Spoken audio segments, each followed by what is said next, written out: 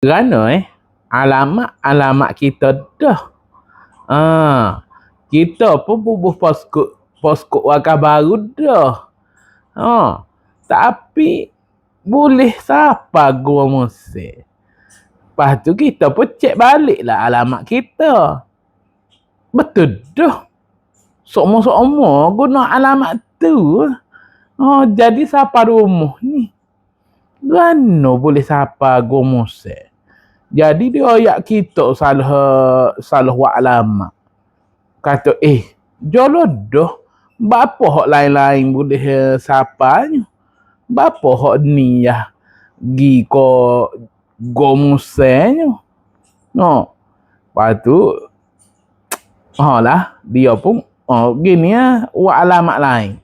Kita pun wilah alamat serupa dengan hak dalam tu. Dalam apa ni? Dalam tu lah hak dia atas tu, hak siapa dia tu. Allah rewi pun sama juga. Tapi duduk lama tu baru siapa. Allah baru. Adalah.